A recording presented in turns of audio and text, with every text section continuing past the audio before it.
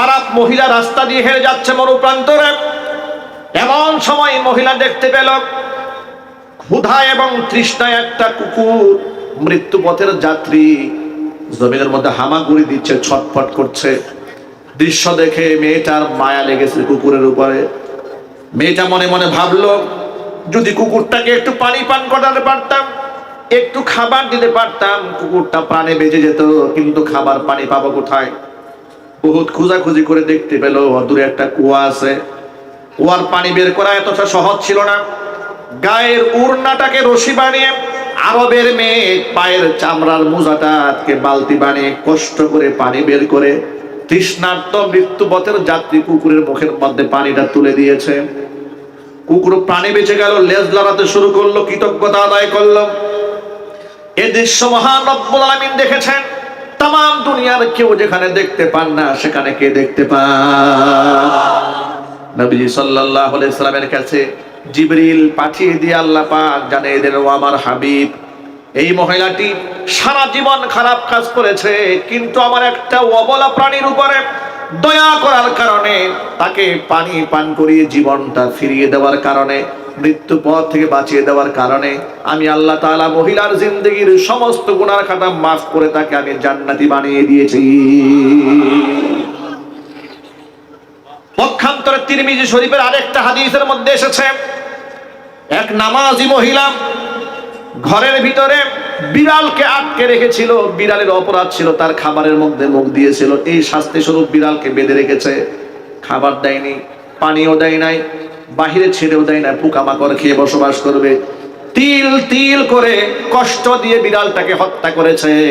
নবী করিম সাল্লাল্লাহু আলাইহি সাল্লামকে জিবরাইল মারফত আল্লাহ পাক জানাই দিল, আমার হাবিব, যে মহিলাটি তাহাজ্জুদের নামাজও পড়ে, পরহেজগার মহিলা, কিন্তু একটা বিড়ালকে কষ্ট দিয়ে তিল তিল করে হত্যা করেছে, ওর সারা জিন্দেগীর সমস্ত আমলগুলো বরবাদ করে দিয়া মহিলাকে আমি জাহান্নামী বানিয়ে দিয়েছি। যদি বলে নাউজুবিল্লাহ। আমরা এমন একটা ধর্ম পেয়েছি, মহান আল্লাহ তাআলা আমাদেরকে এমন একটা দিন, এমন একটা জীবন ব্যবস্থা উপহার দিয়েছেন, সেখানে শুধু মুসলমানের মর্যাদাকে সংরক্ষণ করা হয়েছে তা নয়, অমুসলিমের মর্যাদাও সংরক্ষিত আছে। এমনকি মানব সভ্যতার মর্যাদা শুধু নয়, পশুর হকও সেখানে সংরক্ষিত রয়েছে। যদি বলেন সুবহানাল্লাহ। এই জন্য আমার সব সময় সব মাহফিলে এই কথাটা বলার চেষ্টা করি, প্রিয় ভাইরা আমার, জীবনের সকল ক্ষেত্রে ইসলাম যদি প্রতিষ্ঠিত না হয়, সমাজের মধ্যে ইনসাফ প্রতিষ্ঠিত হবে না। সমাজের মধ্যে ইনসাফ আনতে গেলে কোরআন সুন্নাহর শাসন ব্যবস্থা জমিনে কায়েম করতেই হবে। ঠিক কিনা বলেন? নবী করিম সাল্লাল্লাহু আলাইহি ওয়াসাল্লাম ইহুদি আর মুসলমানের সবকিছু শুনে রায় দিলেন কার পক্ষে? ইহুদির পক্ষে রায় দিয়ে দিলেন। কপাল পোড়া মুসলমান, এটা রাসূলের সিদ্ধান্ত মানতে নারাজ। সে চলে গেছে আবু বকরের কাছে। আবু বকরের কাছে গিয়ে বলে, আবু বকর, আপনার কাছে একটা বিচার নিয়ে এলাম। কার নামে বিচার? অমুকের নামে বিচার নিয়ে আসছি, আমাদের মধ্যে একটা ঝামেলা হয়েছে, আপনি একটা ফয়সালা করে দেন। ইহুদি সুকৌশলে বলে, আবু বকর, আপনি তো আমাদের বিচারটা করবেন, এই বিচার কিন্তু আগে একবার হয়ে গেছে। বলে, বিচার কে করেছে? বলে, মুহাম্মদ সাল্লাল্লাহু আলাইহি ওয়াসাল্লাম করেছেন। আবু বকর জিজ্ঞেস করলেন, তাই নাকি? বলে, হ্যাঁ। তা আল্লাহর নবী রায় দিয়েছেন, তুমি আমার কাছে সেকেন্ড টাইম একই বিচার নিয়ে এলে? তিনি বললেন, আবু বকর, আপনি শিক্ষিত মানুষ, আপনি একটু বিষয়টা ভালো করে একটু বিবেচনা করেন। আমি একজন মুসলমান, রাসূল আমার পক্ষে রায়টা না দিয়ে ইহুদির পক্ষে রায় দিল, কাজটা কি ঠিক হইল? নাউজুবিল্লাহ পড়েন। ভাইরা আমার, হযরত আবু বকর বলেন, আল্লাহর নবী যেখানে সিদ্ধান্ত দিয়ে ফেলেছেন, সেখানে আমি আবু বকরের সিদ্ধান্ত দেওয়ার কোনো সুযোগ নাই, বের হয়ে যাও আমার কাছ থেকে। তার কাছ থেকে বের হয়ে চলে গেছে হযরত ওমরের কাছে। কপাল কত খারাপ দেখেন। ওমর রাদিয়াল্লাহু তাআলা আনহু প্রথমে শুনলেন, কথাগুলো শোনার পরে বললেন, আল্লাহর নবী যেখানে রায় দিয়ে দিয়েছেন, হুজুরের রায় তুমি সন্তুষ্ট হয়ে যাও। লোকটা বলে, ওমর, আপনি একজন জ্ঞানী মানুষ, আপনি একটু দেখেন, একটু বিবেচনা করেন, আমি একজন মুসলমান, আমার পক্ষে রায়টা না হইয়া চলে গেছে ইহুদির পক্ষে, এটা কোনো কথা হইল নাকি? ওমর রাদিয়াল্লাহু তাআলা আবার বললেন, আল্লাহর নবী যে রায় দিয়েছেন মেনে নাও। সে বলে, না, আপনি আরেকটা বার একটু বিবেচনা করেন। বারবার পিড়াপিড়ি করছে। ওমর বললেন, তাহলে একটু দাঁড়াও, আমি ঘর থেকে রায় নিয়ে আসতেছি। বাহিরে দাঁড়িয়ে আছেন। হযরত ওমর ঘরের মধ্যে ঢুকলেন, তলোয়ার নিয়ে এলেন। এবার বললেন, আল্লাহর নবী রায় ঘোষণা করার পরেও যে ব্যক্তি সন্তুষ্ট হতে পারে না, আমার কাছে বারবার রায় চায়, সেই ব্যক্তির সিদ্ধান্ত আমি তো মুখ দিয়ে দেই না, আমি দেই হাত দিয়া। এই কথা বলে আল্লাহু আকবার বলেছে, চিৎকার করে আওয়াজ দিয়ে একটা আঘাত করেছে, তার দেহের মধ্যে দেহ থেকে কল্লাটা বিচ্ছিন্ন করে ফেলে দিয়েছে। গোটা মদিনার মধ্যে মুনাফিকরা শুরু করলো, মুনাফিকরা বলা শুরু করলো, এটা কেমন ধর্ম, এটা কেমন আদর্শ, নিজের দলের লোকদেরকে নিজেরাই মারে। চতুর্দিক থেকে শুরু হয়ে গেল, মুসলমান মুসলমানকে হত্যা করেছে। আল্লাহ তাআলা হযরতে ওমর রাদিয়াল্লাহু তাআলা আনহুর সিদ্ধান্তের উপরে কোরআন মাজিদ আয়াত নাযিল করে বলে দিলেন, ওমর কোন মুসলমান হত্যা করে নাই। আমি আল্লাহ এবং আমার রাসূলের সিদ্ধান্তে কেউ যদি প্রশ্ন তুলে, তাহলে সেই ব্যক্তি মুসলমান থাকে না, সেই ব্যক্তি মুনাফিক হয়ে যায়। এবার আমি আপনাদের কাছে জানতে চাই, এই আয়াত থেকে কি শিক্ষা গ্রহণ করলেন? আল্লাহ যে বিধান দিয়েছেন সেখানে মুসলমানদের ইন্টারফেয়ার করার কোনো সুযোগ আছে? আরো জোরে বলেন। এই আয়াতের সাথে মিলিয়ে সূরা আহজাবের 36 নম্বর আয়াতটা খেয়াল করেন। আল্লাহ পাক বলেন, ওয়া মা কানা লিমুমিনিন ওয়ালা মুমিনাতিন ইযা কাদাল্লাহু ওয়া রাসূলুহু আমরা আইয়াকুনা লাহুমুল খিয়ারাতু মিন আমরিহিম ওয়া মান ইয়াসিল্লাহা ওয়া রাসূলাহু ফাকাদ দাল্লা দালালাম মুবিনা। আমি আল্লাহ এবং আমার রাসূল যদি কোনো সিদ্ধান্ত দিয়ে ফেলেন, সেই সিদ্ধান্তটি তামাম দুনিয়ার কোনো ইমানদার নারী পুরুষের নিজস্ব মতামত ব্যক্ত করার কোনো অধিকার নাই।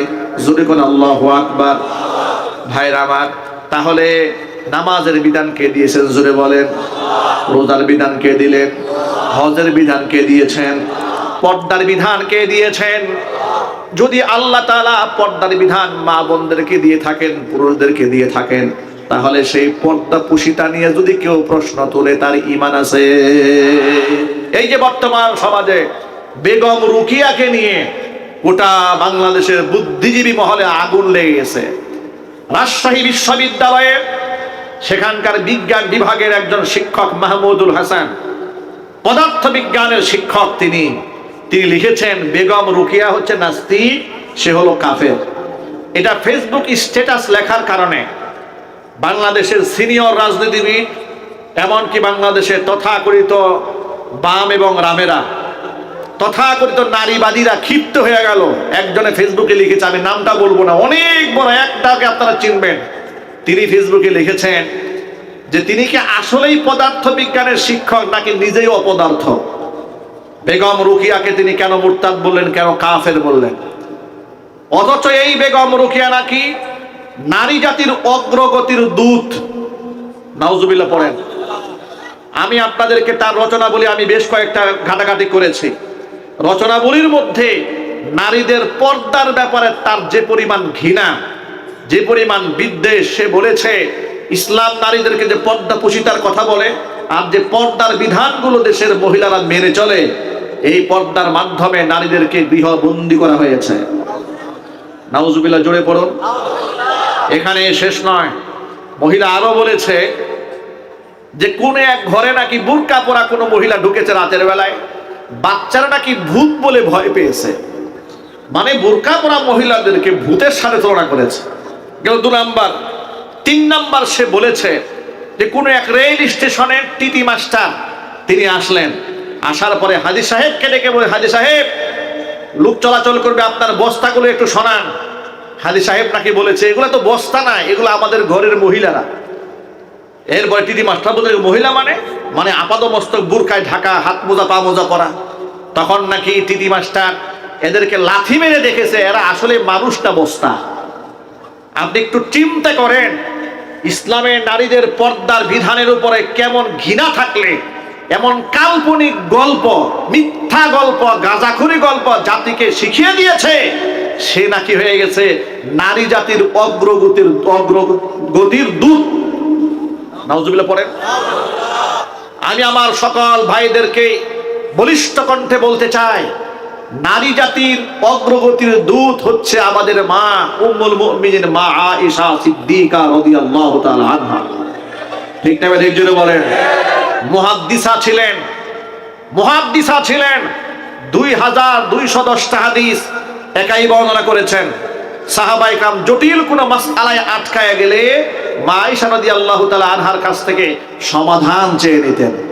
এখন আপনাদেরকে বলি, পর্দা কুশিতার ব্যাপারে যে মহিলা এমন মারাত্মক প্রশ্ন তুলেছে, এবার আমি কোরআন থেকে আর রাসূলের হাদিস থেকে ছোট্ট দুটো আপনাদের সামনে উপমা তুলে ধরবো। আপনারা কি বিরক্ত হচ্ছেন? কষ্ট হচ্ছে? নবী করিম সাল্লাল্লাহু আলাইহি ওয়াসাল্লাম নিজের বাড়িতে অবস্থান করেছেন। হুজুরের স্ত্রী উম্মে সালামা রাদিয়াল্লাহু তাআলা আনহা এবং আরেকজন স্ত্রী হযরতে মাইমুনা রাদিয়াল্লাহু তাআলা আনহা দাঁড়িয়েছিলেন। হাদিসটা বর্ণনা করেছেন আমাদের মা উম্মে সালামা। তিনি বলেন, ইতোমধ্যে পর্দার আয়াত নাজিল হয়েছে। আমাদের মাঝে আগমন করলেন হুজুরের অন্ধ সাহাবী আব্দুল্লাহ ইবনে উম্মে মাকতুম রাদিয়াল্লাহু তাআলা আনহু। তিনি এলেন, নবীজি সাল্লাল্লাহু আলাইহি সাল্লাম আমাদেরকে বলেন, ইহতাজিবা মিনহু, তোমরা এই অন্ধ সাহাবী থেকে পর্দার আড়ালে চলে যাও। এমন সময় উম্মে সালামা রাদিয়াল্লাহু তাআলা আনহা প্রশ্ন করলেন, আলাইসা হুয়া আ'মা লা ইউবসিরুনা ওয়া লা ইয়ারিফুনা, ও নবীজি তিনি তো অন্ধ মানুষ, তিনি তো আমাদেরকে দেখতেও পারবেন না, চিনতেও পারবেন না। আল্লাহর নবী তখন কি জবাব দিলেন শোনেন, সে তো অন্ধ, তোমাদেরকে দেখতে পাবে না। আফা আমিয়া ওয়ানি আনতুমা আলাস্তুমা তুরসিরানিহি, তোমরা কি অন্ধ নাকি তোমরা কি তাকে দেখতে পাবে না? ভাইরা আমার, আল্লাহর নবী সাল্লাল্লাহু আলাইহি সাল্লাম নিজের পরিবারের সদস্যদেরকে পর্দার ব্যাপারে কত কঠোর অবস্থান গ্রহণ করেছিলেন, আল্লাহু আকবার বলেন। অথচ সেই পর্দার বিধানে আমি যদি আপনাদেরকে ছোট্ট করে প্রশ্ন করি, ভাইরা আমাদের মা বোনদের যদি পর্দা করে, এতে কি আমাদের মা বোনদের ইজ্জত কমে না বাড়ে? আরো যদি বলুন, কমে না বাড়ে? কয়েকদিন আগে ঢাকা শহরে মিছিল করেছে প্লে কার্ড নিয়ে, দেহ আমার সিদ্ধান্ত আমার। কোন মুসলমানের মুখ থেকে এমন ভয়ঙ্কর কথা বের হতে পারে? এগুলা হচ্ছে দেশের মধ্যে তসলিমা নাসরিনের ডিম থেকে ফুটা আন্ডা বাচ্চা। এগুলা কিন্তু দেশে আছে। কি বলে, এগুলা দেশে নাই? যদি বলতে হবে নাই। সুতরাং এই পর্দা নিয়ে তামাশা, এটা গণতান্ত্রিক রাষ্ট্র হিসেবে চলে। কিন্তু আমি অবাক বিস্ময়ে তাকিয়ে রই যখন দেখি এই সমস্ত উপহাসের পক্ষে দেশের বড় বড় তথাকথিত শিক্ষিত লোকেরা কথা বলে। যখন বাউলদের পক্ষে শিক্ষিত লোকেরা কথা বলে, দেশের প্রথম সারির রাজনীতিবিদেরা কথা বলে, তখন আমার মনে খুব কষ্ট লাগে যে আল্লাহকে গালি দিল, তাদের কষ্ট লাগলো না, অথচ বাউলদের উপর হামলা হয়েছে বলে মিথ্যা অভিযোগ করে বাউলদের জন্য দরদ উতলায় পড়লো। তখন আমার একটা মনে আঘাত লাগে, আবার একটা অনুশোচনাও জাগ্রত হয়। অনুশোচনাটা কি বলবো? অনুশোচনা হলো, আমাদের দেশে যখন আলেম উলামারা রাজনীতির মাঠে নামেন, এই সমাজের মধ্যে একটা কথা আছে, হুজুর রাজনীতি ভালো মানুষের কাজ না, এগুলো এই খারাপ মানুষ এরা করবে। আপনারা মসজিদে আছেন থাকেন, মাদ্রাসায় আছেন থাকেন, খানকায় আছেন থাকেন, ওয়াজ মাহফিল করেন, আল্লাহ বিল্লাহ করেন, এটাই ভালো। এই রাজনীতির মধ্যে আপনারা যায় না, এটা কাদা সুরাসেরির মাঠ বলে মোহাব্বতের সাথে। তারা কথাটা খুব মোহাব্বত নিয়েই বলে যে হুজুর মানুষ, তারা এসে কাদা সুরাসেরির মধ্যে আসবে, হিংসা জিজ্ঞাসার মধ্যে আসবে। এই সুযোগে আলেমরাও দেখলো যে এত কাদা সুরাসুরি, এখানে গিয়ে কোনো লাভ নাই। এবার আলেমরা ইউটার্ন করে ঘরে থাকার সুবাদে এই পুরো আসনগুলোকে দখল করে নিল ইহুদি বেঈমান খ্রিস্টানদের দালালগুলা, যারা চোর, ডাকাত, লম্পট, জেনাকার, বদমাশ, রাষ্ট্রের টাকা বিদেশে পাচার করে দিল। সুইস ব্যাংকে অ্যাকাউন্ট করলো, 1.5 লক্ষ কোটি টাকা বিদেশে পাচার করে দিল। এরা ক্ষমতার মস্তদে যায় আর গিয়ে আলেমদেরকে মৌলবাদ বলে গালি দেওয়া শুরু করে, জঙ্গিবাদ বলা শুরু করে দেয়। ওই যে কিশোরগঞ্জের ফজু পাগলা কয়েকদিন আগে বলেছে, ফজু পাগলা বলেছে যে আমি মা বোনদেরকে বলবো, মায়েরা বোনেরা, তোমরা মোল্লা মৌলবি মুন্সি আলেম ওলামাদের সন্তান তোমাদের গর্বে ধারণ করো না। আলেমদের উপর এত বিদ্বেষ যার, তাকে কি মুসলমান বলার কোনো সুযোগ থাকে? চিৎকার দিয়ে বলতে হবে থাকে। ফজু পাগলাকে বলতে চাই, জুলাই আগস্ট পরবর্তী বাংলাদেশ এটা স্বৈরাচারের তৈরি করা বাংলাদেশ নয়। স্বৈরাচার আলেম বিদ্বেষী বক্তব্য দিয়েছে, আলেমদেরকে জেলখানা নিয়েছে, ফাঁসির মঞ্চে উঠিয়েছে, আলেমদের মাহফিলগুলো বন্ধ করে দিয়েছে। গোটা বাংলাদেশের আলেম সমাজের মধ্যে 144 ধারা জারি করেছিল, মহান আল্লাহ তাআলা আমাদের জীবনের মধ্যে 144 ধারা জারি করে রাষ্ট্রপতির ঘাড় ধাক্কা দিয়ে বের করে দিয়েছে।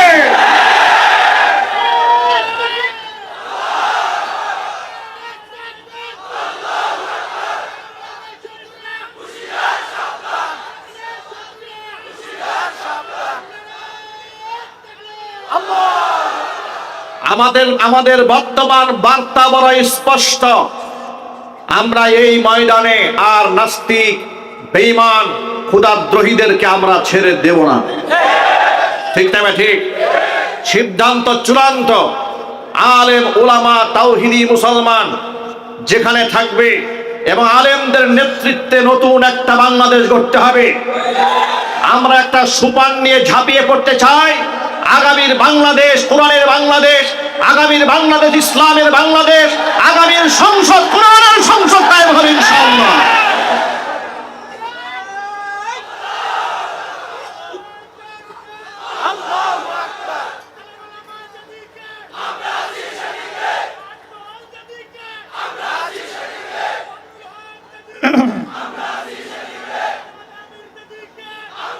আমার প্রিয় ভাইরা, আমাদের বক্তব্য বড় স্পষ্ট। ঈমান এবং তাকওয়ার ক্ষেত্রে কোনো আপোষ চলবে না। ঠিক না ঠিক? আলেম ওলামা কি দেশের শত্রু? প্রিয় ভাইরা, একটু জোর আওয়াজে বলতে হবে। আলেমরা কি দেশের শত্রু? আলেমরা কি খুনি? আলেমরা কি ডাকাত? আলেমরা কি রাষ্ট্র চালাতে পারবে না? সমাজ পরিচালনা করতে পারবে না? আলেমরা সুইস ব্যাংকে অ্যাকাউন্ট খুলবে না। আলেমদেরকে নাইট ক্লাবে পাওয়া যাবে না। টেন্ডার বাজা আলেমদের পাবেন না। রাস্তাঘাটে ফুটপাতে চাঁদাবাজ আলেমরা করবে না। বাংলাদেশটাকে দুর্নীতিবাজরা শেষ করে দিয়েছে। এবার আমরা বলতে চাই, দুর্নীতি মুক্ত বাংলাদেশ চাই। ইনশাআল্লাহ বলেন, চিল্লা বলেন ইনশাআল্লাহ। এই কথা বললে অনেক সময় বাংলাদেশের কিছু মুসলমানদের দেখি মনটা একটু খারাপ হয়। কি বলেন আপনারা? আমার বুঝে আসে না। আচ্ছা, এখানে কি আমি কোনো দলের নাম বলছি? আমি তো একজন আলেম হিসেবে এই কথাই বলবো যে ভাই, ইসলাম যেখানে আমরা থাকবো সেখানে, কোরআন যেখানে আমরা থাকবো সেখানে, আল্লাহ তাআলা যে বিধিবিধান দিয়েছেন আমরা সেদিকেই হাঁটবো। কোন দলের নাম কি বলেছি? এরপরেও কিছু লোকেরা কষ্ট পান। এতে কি আমাদের কিছু করার আছে? কিছু লোকেরা যদি এরপরেও কষ্ট পান, আমাদের কি কিছু করার আছে? আমরা এই ক্ষেত্রে নিরুপায়, আমাদের কিচ্ছু করার নাই। কোরআন আছে যেখানে, আমরা থাকবো সেখানে ইনশাআল্লাহ বলেন। নামাজের ব্যাপারটা একটু লক্ষ্য করেন। নারীবাদীরা গোটা সমাজের মধ্যে ধোঁয়াশা তৈরি করে রেখে দিয়েছে। ইসলাম নাকি নারীদেরকে ঠকিয়েছে। আল্লাহর কসম করে বলি, ইসলাম নারীদের ঠকায় নাই। নবী করিম সাল্লাল্লাহু আলাইহি ওয়াসাল্লাম হাদিসের মধ্যে বলেছেন, তিনটি জিনিস আমার কাছে আল্লাহর পক্ষ থেকে প্রিয় করা হয়েছে। এক নাম্বার, হুব্বিবা ইলাইয়ান নিসা, আল্লাহর পক্ষ থেকে আমার কাছে প্রিয় করা হয়েছে নারীদেরকে। সুবহানাল্লাহ। নারীরা আমার কাছে অবজ্ঞার পাত্রী নয়, নারীরা আমার কাছে তুচ্ছ তাচ্ছিল্যের পাত্রী নয়। নবীজি সাল্লাল্লাহু আলাইহি ওয়াসাল্লাম অন্য একটা হাদিসের মধ্যে বলেছেন, ইন্নামাদ দুনিয়া কুল্লুহা মাতাউন ওয়া খায়রু মাতাইদ দুনিয়াল মারআতুস সালিহা। তাম দুনিয়ার মধ্যে যত সামগ্রী আছে, সমগ্র সামগ্রীর মধ্যে সর্বশ্রেষ্ঠ সামগ্রীর নাম হচ্ছে নেককার মহিলা। তাম পৃথিবীর সমস্ত হীরা জহরত স্বর্ণ এক পাল্লায় দিলেও একটা নেককার মহিলার সমতুল্য হবে না।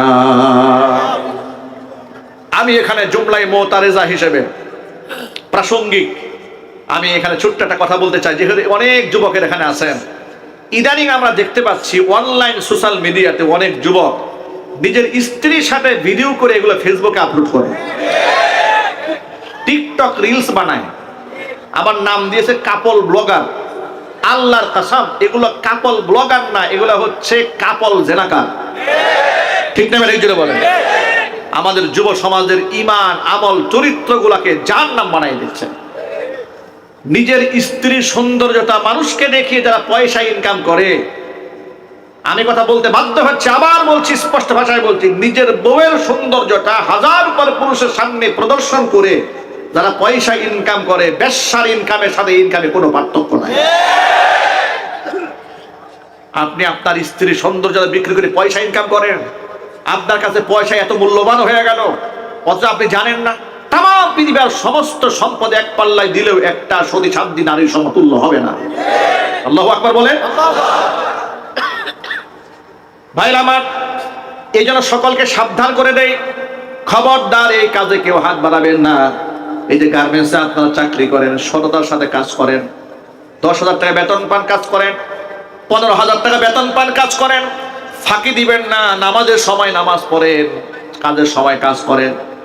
এই যে মাল্টিফ্যাক্সের কথা তো না বললেই নয়। গোটা বাংলাদেশে এই বিষয়টা আলোচনা হয়েছে।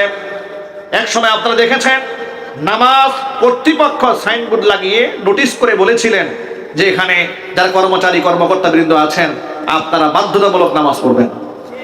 এই নোটিশ দেওয়ার কারণে স্বৈরাচারীর আমলে তাদেরকে শোকজ করা হয়েছিল। গোটা বাংলাদেশে আলোচনা সমালোচনার ঝড় উঠেছিল। আমি তো মনে করি মাল্টিফ্যাক্সের চেয়ারম্যানকে ফুলের মালা দিয়ে বরণ করা দরকার ছিল। কারণ যদি ফ্যাক্টরি কর্মকর্তারা নামাজি হয়, আল্লাহর কসম গোটা রাষ্ট্রের মধ্যে আল্লাহর রহমত আল্লাহ ভরপুর করে দেবে। তা না করে তাকে সমালোচনার টার্গেটে পরিণত করা হলো। কি ব্যাপার, ওখানে নামাজ কায়েম হবে কেন? মনে হচ্ছে কি সন্ত্রাসী কর্মকাণ্ড করার জন্য মাল্টিফ্যাক্স কর্মকর্তারা কর্মচারীরা চেয়ারম্যান সাহেব উদ্যোগ নিয়েছেন। নামাজ কেন পড়বে জবাবদিহিতা করতে হবে। নাউজুবিল্লাহ পড়েন।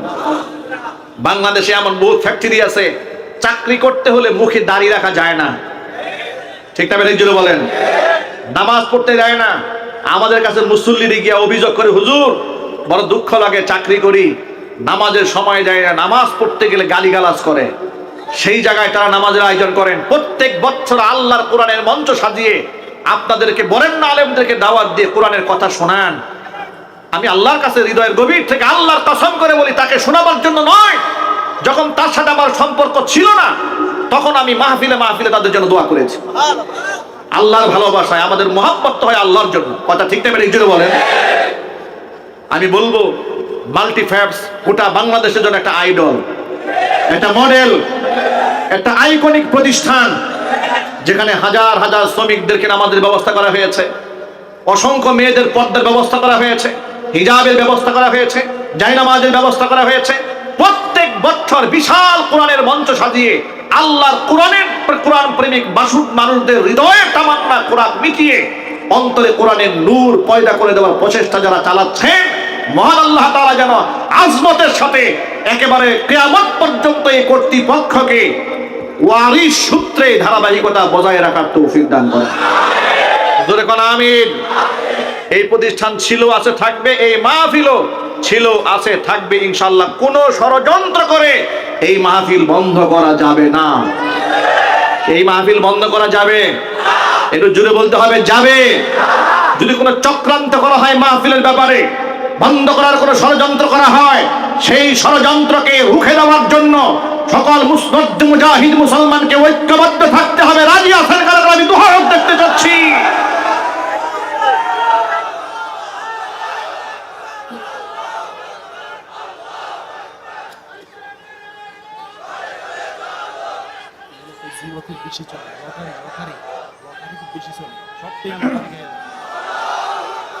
এই জন্য আমার সকল শ্রমিক ভাইদেরকে বলছি, শ্রমিক ভাইরা আমার, যে কথা বলতে গিয়ে কথাটা বললাম সেটা হলো এই যে ফেসবুক, ইউটিউব আর টিকটক রিলস বানিয়ে নিজের বউয়ের ছবি মানুষকে আর দেখাবেন না, ইনশাআল্লাহ বলেন।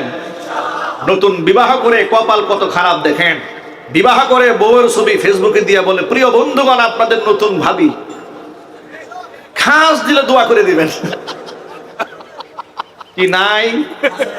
যদি বলুন না ভাই নাই। আরে কি নির্লজ্জ, কেমন নির্লজ্জ! বউয়ের ছবি ফেসবুকে দিয়ে বলে খাস দোয়া চাই।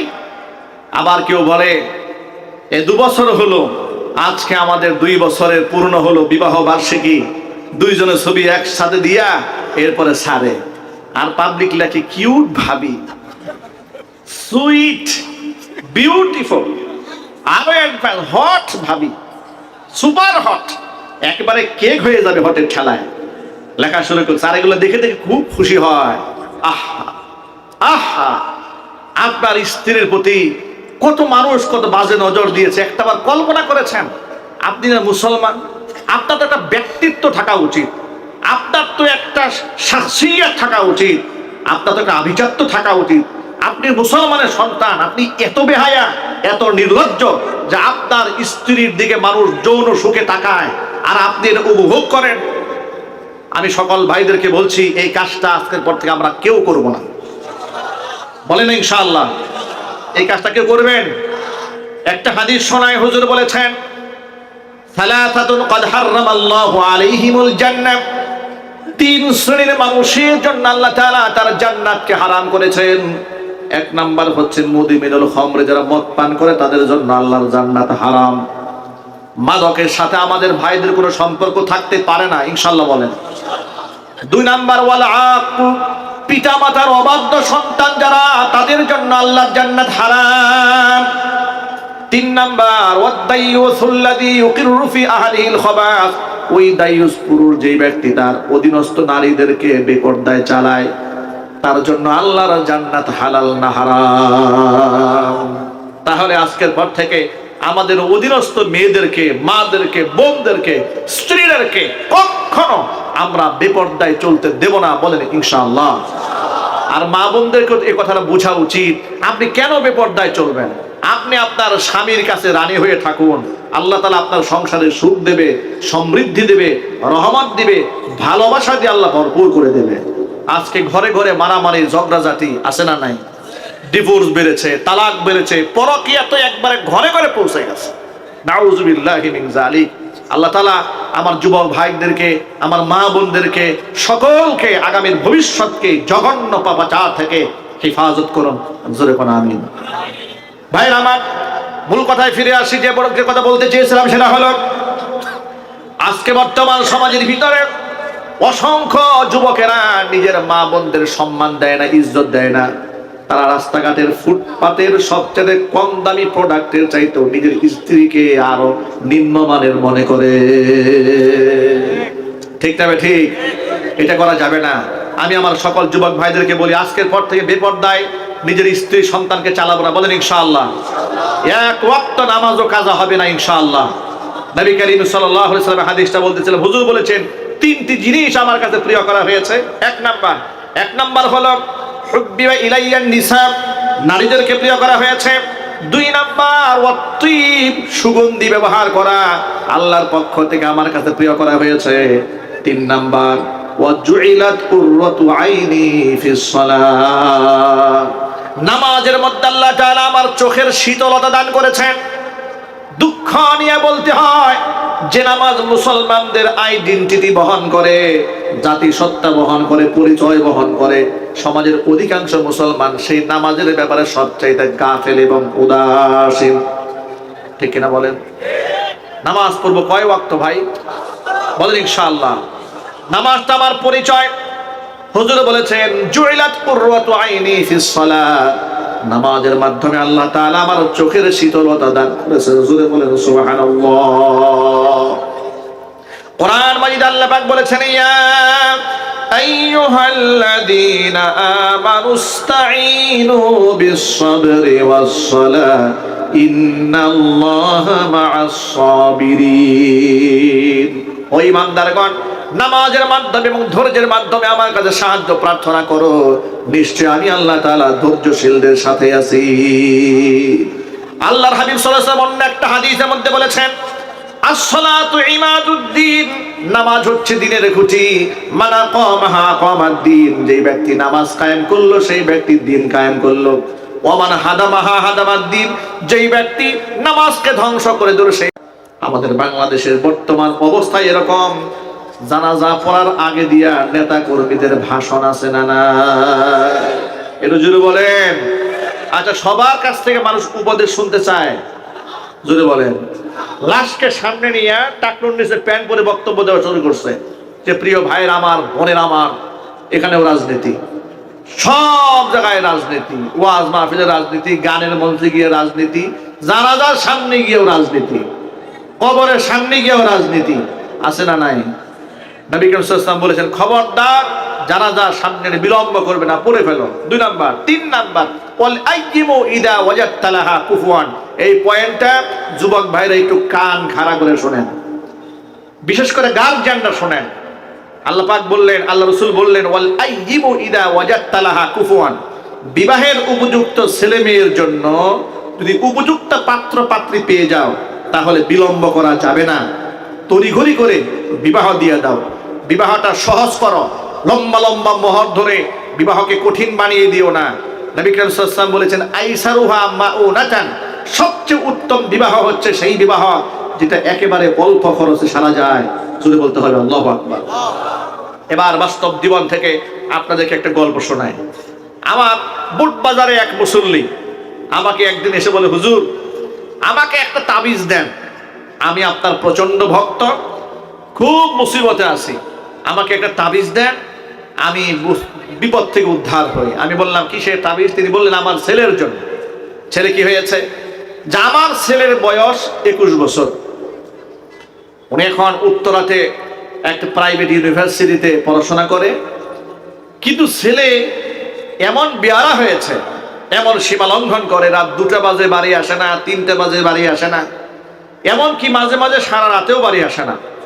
তা আমাদের একটা মাত্র ছেলে, আমরা বড্ড পেরেশানি থাকি। এমন একটা তাবিজ দিবেন যে তাবিজটা তার গলায় দেওয়া মাত্র বাপ মার এমন বাধ্য হয়ে যাবে, আমরা যা বলবো তাই শুনবে। আমি এই কথা গল্প শোনার পরে তাকে বললাম যে আপনি তো আমাকে মহব্বত করেন, ভালোবাসেন, তাবিজের জন্য আসছেন, আমি তো তাবিজ কবজ দেই না, এগুলো আমি ব্যবসা করি না, বরং আপনাকে আমি একটা ভালো বুদ্ধি দিই। তিনি বলেন, কি বুদ্ধি? আপনি আপনার ছেলেকে তাড়াতাড়ি একটা বিয়ে করাই দেন। এই কথা শোনার পরে তিনি আমাকে বললেন, হুজুর আমার ছেলের বয়স মাত্র 21 বছর। মাত্র কত বছর? যদি বলেন কত বছর? আর আপনি বিবাহের কথা বলেন এত তাড়াতাড়ি। আমি বললাম, আমি যা বলেছি এটা আপনি একটু ভেবে দেখেন।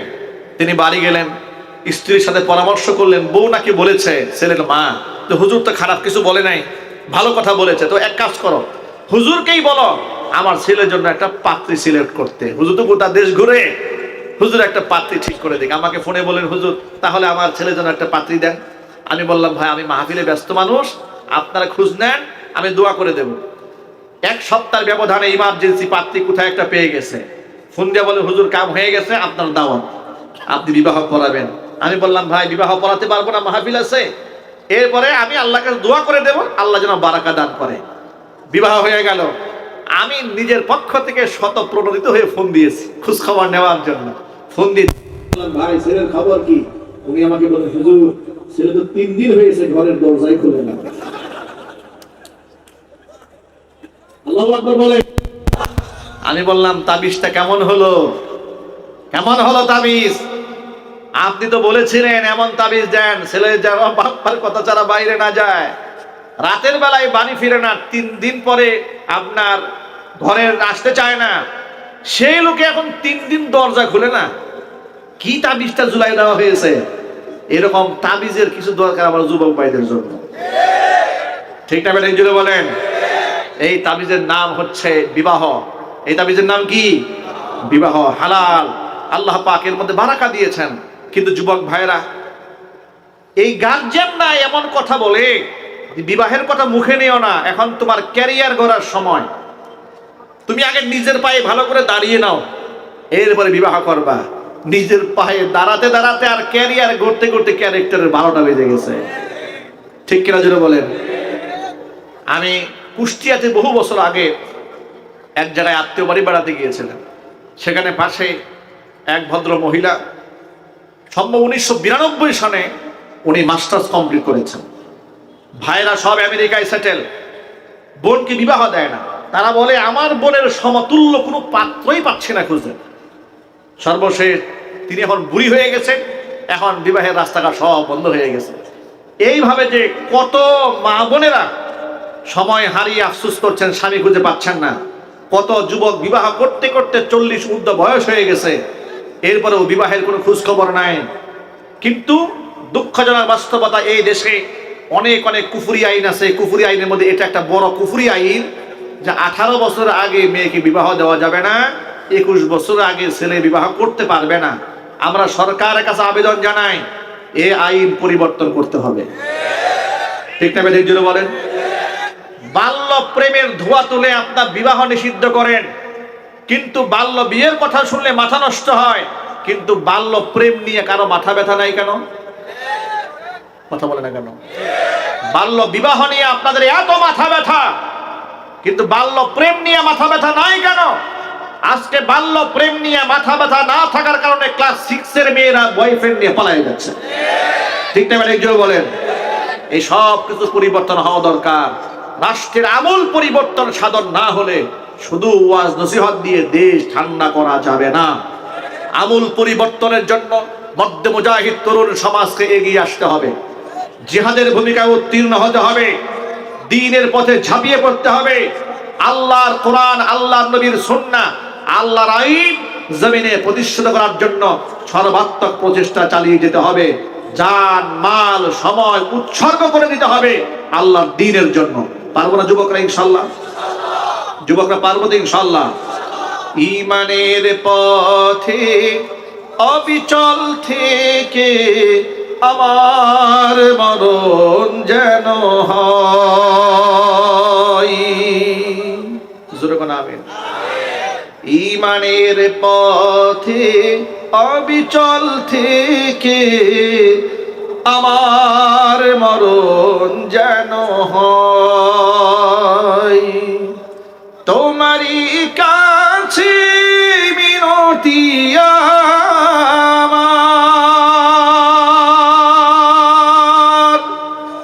তোমারই কাছে মিনতি আমার, মহামহিম দয়াময়।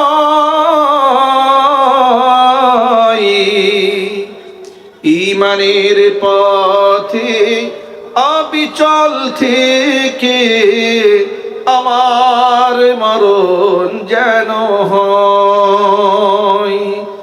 ঈমানের পথে অবিচল থেকে আমার মরণ যেন হয়।